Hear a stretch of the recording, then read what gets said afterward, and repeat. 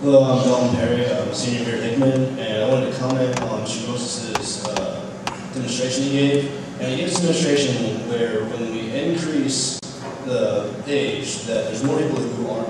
That was increasing the number of people. Increasing the number of people, I'm sorry. That more people are in a safe area. But that's implying that people underneath the age are obeying the law. Now, I can say here, I'm pretty sure that most of the student body here will support me in saying that people that are under the age of 21, even here at Hickman, do not follow the under 21 law to drink. I mean, it is widely, it is not followed. And that causes problems for me. And I think if you try to raise the age to 25, if they're not obeying it now, what's going to make them obey it when it's up to 21? And we can't enforce the law when they're under 21. We can't enforce it on a wide scale, and it's not the fault of the government or the law enforcement. It's not their failure. It's simply that without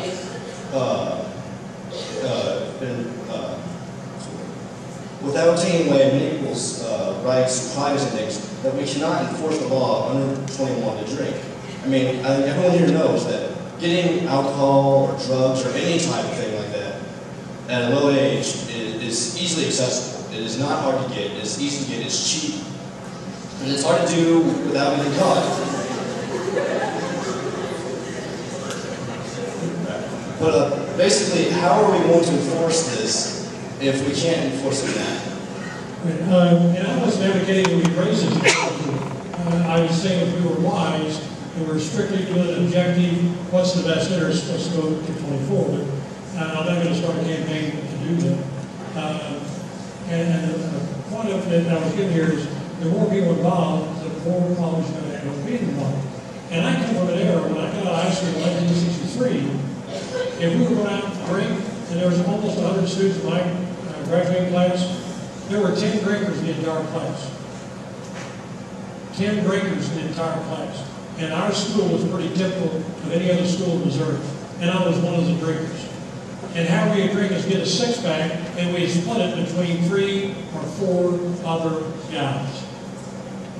I talked to a young high school girl in Westminster, and she says, I party responsibly. I said, how often do you party? She said, twice a week. That's Friday and Saturday. And she's a 16-year-old sophomore. And I said, when you party, how much do you responsibly drink? She said, 6 to 12 beers, and that's it.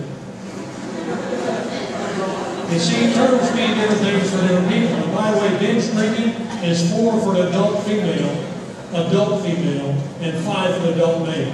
That's binge drinking and impact of health. And I am well aware of how it's changed into 90% will consume alcohol before graduation. But why should we've changed once, why not change to improve? And remember, when Columbus discovered America, he sailed by the stars. He never reached them. He had high goals to get as close as he could.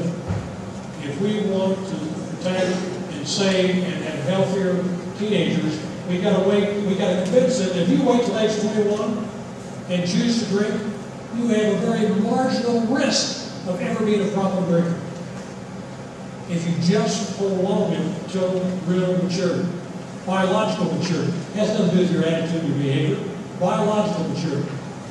And the earlier you go, the more propensity you're going to have a drinking problem. So we're a quarter to a third of our addicted population is teenagers. And a lot of those are under 18. So how are you going to address those? How are you going to address those? And when young people perceive it's low risk and socially acceptable, your abuse goes up. Dr. Johnston, Michigan University. Perceived risk, perceived acceptability. That drives abuse. And lower it, will drive abuse up. I'd just like to say that this young man over here basically said what's basically at the heart of this issue. It's not hard to get alcohol. I don't know if you guys are seniors or freshmen or what you guys are close to.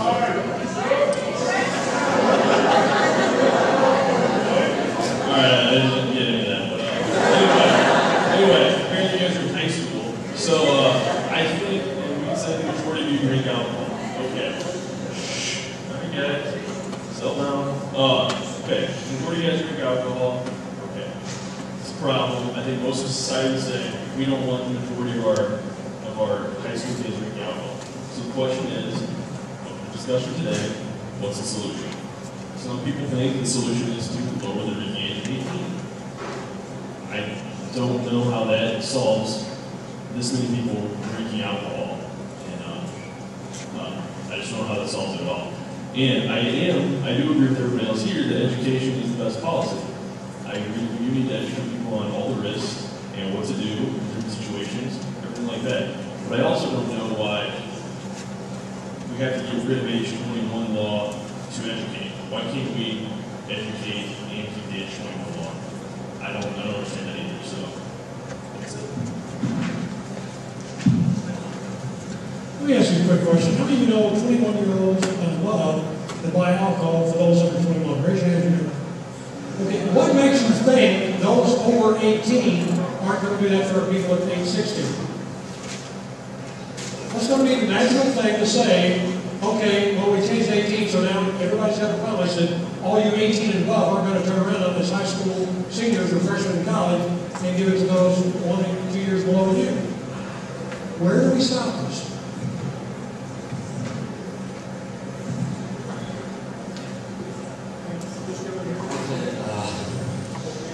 I'm Jacob Chavez, and I'm a sophomore, and my question is, if you're 18, you can smoke, but you have to be 21 or over to drink. I mean, it's basically the same thing, it's just, smoking cigarettes doesn't have an effect on your brain, but it's still the same thing.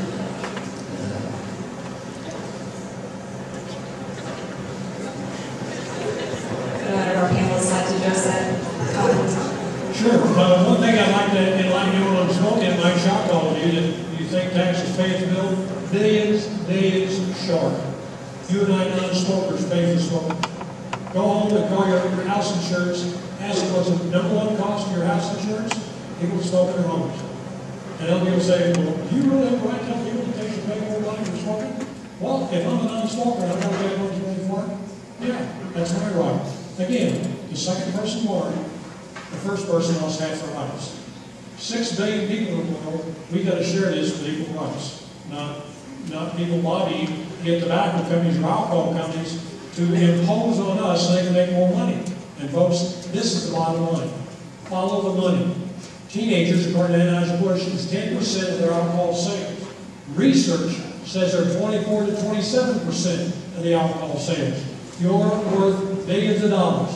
You follow this organization that's trying to do this, you follow the money and see where it leads. Just real quick, being from Matt, I'd just like to say that I don't know a whole lot of people that smoke cigarettes and that affects their ability to operate a motor vehicle or anything like that. So I think that's the number right there. Cigarettes, while bad for you, it's not the same kind of risk, immediate risk to society as drinking would be. So that's why it would be a little bit higher, I think.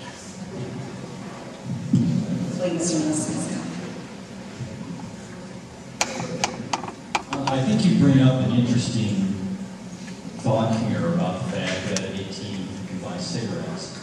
And I think it goes to the fact that, well, one thing I've seen over the last 4 years is it used to be that 50% of adults smoke cigarettes.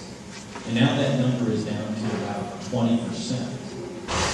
And it wasn't that a lot of laws were passed, although there have been a few on the margins. It's a fact that the public has become educated about the risks of smoking. And that is the biggest thing that has helped reduce that. And I think you need some of the same effort with alcohol, and that you need education of what the real effects of alcohol, and you encourage responsibility. So from that standpoint, I think there is some correlation. And that, education can work, but I think we're behind the ball on alcohol because that really started later than the education effort on cigarettes.